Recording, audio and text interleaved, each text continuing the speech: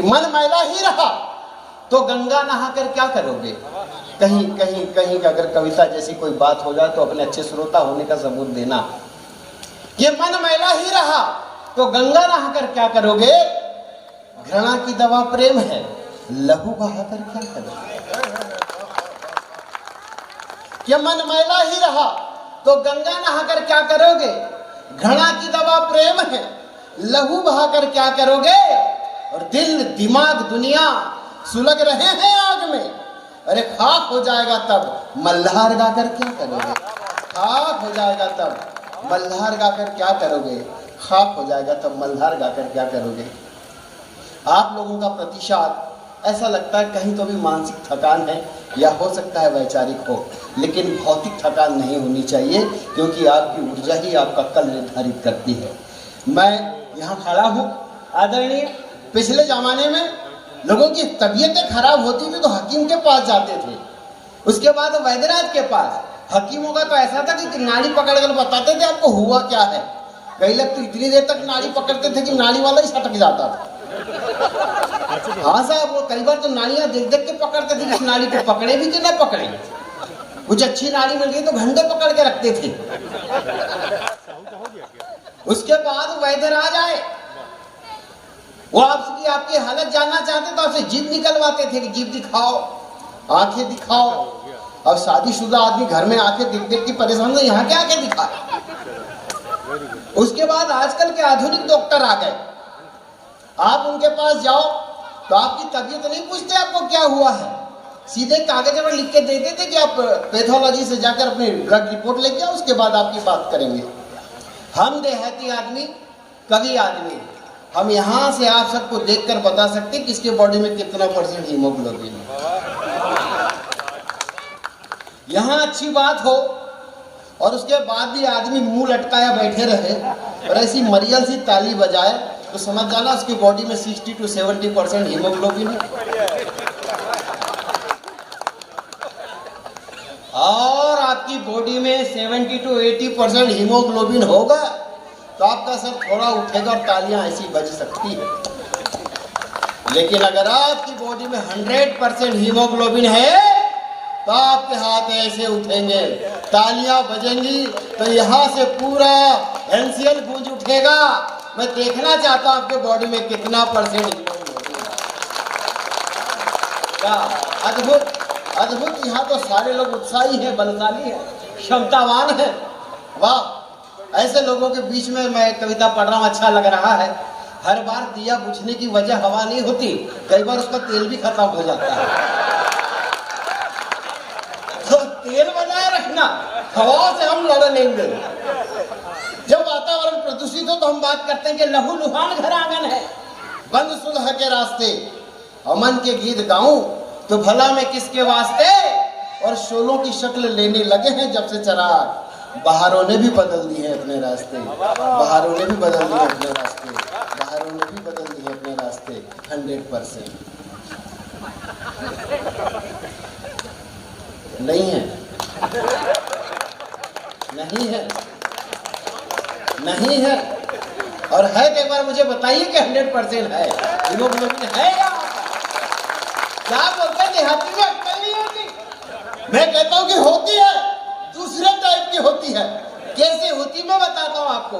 आदरणीय, हम खदान में काम करने वाले लोग देहाती होते हैं, लेकिन कुछ देहाती अलग किस्म के होते हैं। पिछले दिनों मेरा केबीसी में सिलेक्शन हो गया, मैं मुंबई गया। अमिताभ बच्चन जी ने कहा कि तुम्हारा नाम दिनेश देहाती, अक्कल वक्कल है। मुझे अच्छा नहीं लगा, मैंने कहा आदरणीय आपसे ज्यादा ही होगी। उनका दिमाग खराब, बोले आदमी देहाती तो है, बेहुदा भी है। मैंने कहा देखिए, मैं गारंटी के साथ बोलता हूँ, मैं जब यहाँ तक आया हूँ तो अक्ल तो होगी, और मैं तो दावे के साथ कहता हूँ कि आपसे ज्यादा ही होगी। बोले सुनो मिस्टर, उस हॉट सीट में बैठने के पहले मैं तुम्हारा ऑडिशन लूंगा, और ऑडिशन में पास हो गए तो वहाँ बैठने मिलेगा, वरना यही सर लौटा दूंगा। मैंने कहा आप चाहे जो कर लो, लेकिन मैं दावे के साथ कहता हूँ कि आपसे ज्यादा ही है। बोले फिर बदतमीजी कर रहा है। बोले इधर आओ। मैंने बैठो। मैंने कहा बैठ गया। बोले बताओ तुम्हारा जनरल नॉलेज क्या है। मैंने कहा देखा, आपसे मैं कह रहा हूँ अमिताभ जी आपसे ज्यादा ही है, और अगर इस वाक्य के अंत में लगे कि मेरा नॉलेज उनसे ज्यादा है तो एक एक हाथ 100% में दिखे। मैंने कहा साहब मैं बैठता हूँ। बोले ठीक है बैठो, बताओ तुम्हारा जनरल नॉलेज। मैंने कहा मैं आपके बारे में बताता हूँ आदरणीय।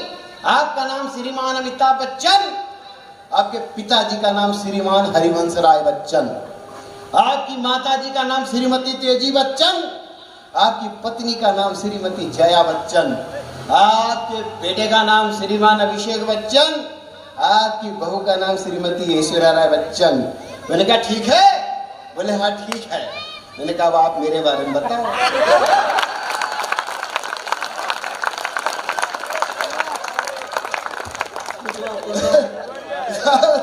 मैं नहीं बता सकता। तो मैंने कहा मैंने कहा था, मैंने पहले ही कहा था, मैंने पहले कहा था कि आपसे ज्यादा दिमाग है। बोले और क्या जानते हो? मैंने कहा मैं बताता हूँ मुंबई में चर्च गेट कहाँ है, मुंबई में बीटीसी कहाँ है, मुंबई में इंडिया गेट कहाँ है। बोले बता सकते हो? मैंने कहा बता देता हूँ। मैंने कहा तुम बता सकते हो मेरे बालाघाट में कौली मोहल्ला कहाँ है?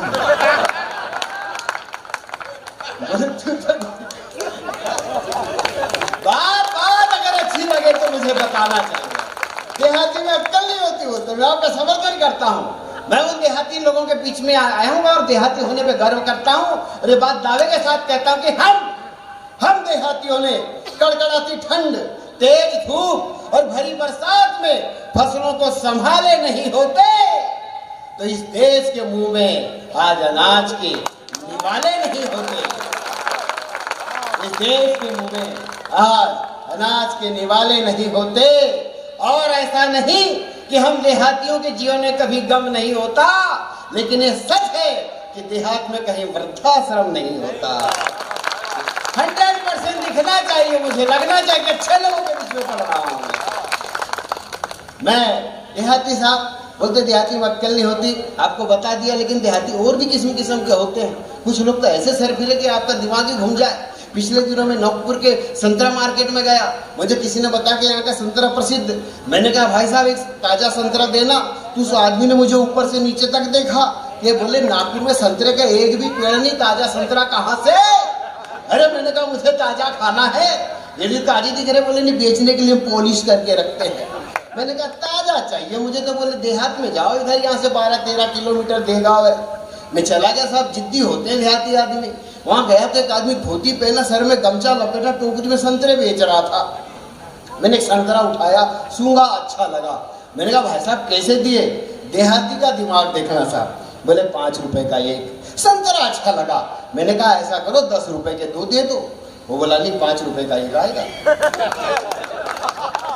अरे मैंने कहा मैं समझ गया मेरे भाई 5 रुपए का एक आएगा, इसलिए कह रहा हूँ कि 10 रुपए के 2 दे दो। वो बोला नहीं 5 रुपए के एक आएगा। मेरी समझ में नहीं आ रहा था कि मैं इसको समझा नहीं पा रहा हूँ या समझ नहीं पा रहा है। मैंने कहा मेरे बड़े भाई मैं समझ गया यार, 5 रुपए का एक आएगा इसलिए कह रहा हूँ 10 रुपए के 2 दे दो। वो बोला नहीं 5 रुपए का एक आएगा। मेरा दिमाग खराब हो गया। मैंने कहा अजीब किस्म के बेवकूफ हो देहाती कहीं के, जब 5 रुपए का एक दे सकते तो 10 रुपए के 2 नहीं दे सकते। तू मुझ पे चढ़ पड़ा। बोला तुम में ज्यादा अकल है तो 5-5 रुपए के 2 बार नहीं ले सकते।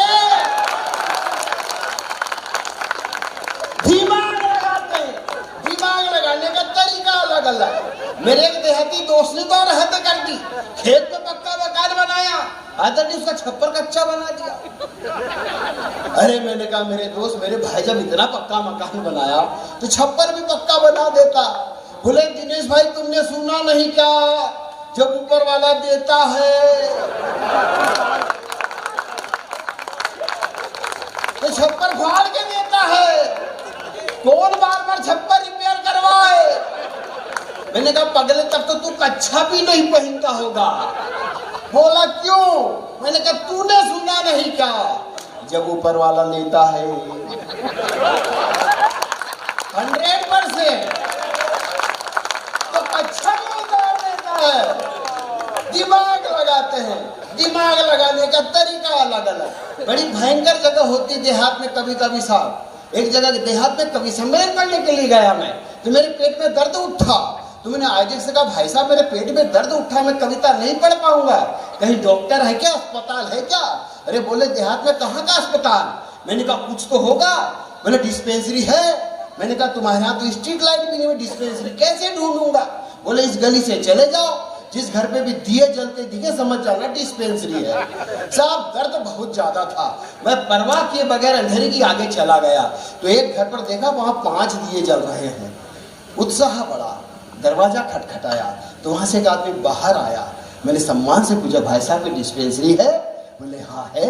यार मैंने कहा घर के ऊपर 5 दिए क्यों जला के रखे हैं? उसने उसी अदा में कहा कि हमारी डिस्पेंसरी में जो भी मरीज मर जाता है हम उसके नाम का दिया घर के ऊपर जलाते हैं। अरे मैंने कहा आ गया, बड़ी गजब की जगह, हिम्मत जवाब दे गई। थोड़ी दूर और गया, एक घर पे 3 दिए जल रहे थे। मैंने कहा कोशिश कौन करे, मैं और आगे गया तो एक घर पे 1 दिया जल रहा था। मैंने कहा ट्राई मारना बेकार है, तो मैं थोड़ा और आगे गया तो एक घर पर डिस्पेंसरी का बोर्ड टंग रहा था, वहां पर दरवाजे से रोशनी आ रही थी। मैंने हिम्मत किया, दरवाजा खटखटाया तो वहां से एक आदमी बाहर आया। मैंने पूछा, भाई साहब ये डिस्पेंसरी है क्या? बोले हाँ है। यार मैंने कहा तुम्हारे घर के ऊपर दिया नहीं जल रहा? बोले अंदर आ जाओ, आज जल जाएगा। बहुत भयानक भयानक जगह, ऐसी त्रासदियां। साहब कुछ देहाती तो इतना दिमाग लगाते कि आप भी सोचो कि देहाती लोग कहां तक पहुंच गए। मैं पिछले दिनों बॉम्बे गया तो मैंने देखा कि वो एक होटल में लिखा हुआ था कि 56 भोग 5,000 रुपए में, 5,000 जमा कीजिए और 56 भोग का मजा लीजिए अनलिमिटेड। हमने जेब में हाथ डाला तो सिर्फ 100 रुपया था, लेकिन मैंने कहा बॉम्बे अगर हमने 56 भोग का आनंद नहीं लिया तो हम अपने देहात में जाके क्या बताएंगे। हमने अपना दिमाग लगा वहां चले गए साहब। हमने ऑर्डर किया, वेटर ने ऑर्डर लाया, टेबल पे 56 भोग घंटा भर चखा। उसके बाद जेब में हाथ डाला तो 100 रुपए, वेटर ने बिल लाया 5,000 रुपए। अपन देहाती आदमी हिम्मत नहीं हारे, हम गए काउंटर पे। मैनेजर से कहा भाई साहब बहुत अच्छा व्यंजन बना था और 56 भोग पूरे अच्छे थे। बोले ये तो हमारी विशेषता है। मैंने कहा पर मेरे पास पैसे नहीं है। तो मैनेजर का दिमाग खराब, बोले बेवकूफ ने 56 भोग खाए, उसके बाद बड़े दिलेर से आकर बोल रहा कि मेरे पास पैसे नहीं है, ये समझता क्या मैं इसे ऐसे ही छोड़ दूंगा। उसने पुलिस वाले को डायल किया साहब कि इसको आओ और इसको अंदर ले जाओ। पुलिस वाला आया, अपन भी यही चाह रहे थे। पुलिस वाले ने पकड़ा, बाहर ले गया। मैंने पुलिस वाले भाई साहब से कहा रुको यार, 56 भोग तो मैंने खा लिए, अब जो होगा कुछ और ही होगा। 100 रुपए है मेरे पास।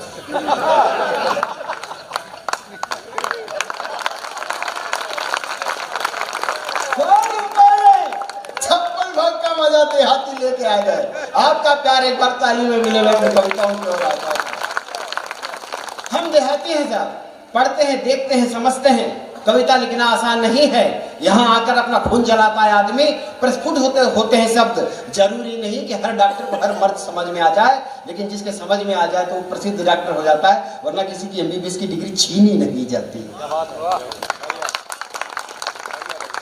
मैं हूं आपके बीच में, एक आपके बीच में शोध पहुंचाना चाहता हूं, एक विषय एक चिंतन देना चाहता हूं। लगे कि देहाती ने कोई चिंतन किया होगा, कोई अगर बात बड़ी कर दिया होगा तो मुझे आपका प्यार मिले, इसने मिले। आदरणीय यहाँ बड़ी बड़ी शक्तियां बैठी हुई है, मातृ शक्तियां बैठी हुई है। मैं दिनेश देहाती 2 पंक्तियां आप तक पहुंचाना चाहता हूँ। अगर किसी को बुरा लगे तो बाजू वालों को बताना, मेरे तक मत आना। और आप ही जाओगे तो मैं यही बैठा रहूंगा, कहीं जाने वाला नहीं। इस दुनिया की जब रचना की गई तो सारे देवताओं ने चिंतन किया कि संसार को चलाने के लिए एक परिवार की आवश्यकता है। एक परिवार नामक संस्था का गठन करने के लिए एक स्त्री और एक पुरुष को रखा गया। उन्होंने विचार किया, देवताओं ने गहन अध्ययन किया कि स्त्री और पुरुष के बीच में जिम्मेदारियां कैसी बांटी जाए। तो देवताओं ने देखा कि सारे संसाधन जुटाने के लिए घर से बाहर दूर रात दिन किसी भी समय जाना पड़ सकता है, तो संसाधन जुटाने का जिम्मा उन्हें पुरुष को दे दिया आदरणीय। लेकिन जीवित रहने के लिए भोजन करना जरूरी था। देवताओं ने गहन अध्ययन किया, मंथन किया, चिंतन किया। उसके बाद उन्होंने भोजन पकाने की जिम्मेदारी महिलाओं को दे दी, क्योंकि वे देवता जानते थे कि भोजन पकाने के लिए आग लगाना जरूरी है और महिलाओं से अच्छी आग कोई नहीं लगा। अच्छा मजे ले रहे हो? ये आग आपके घर भी लगेगी, तब समझ में आएगा आपको। बजाओ 100% ताली, मजे तो साहब मस्ती है, बहुत अच्छा।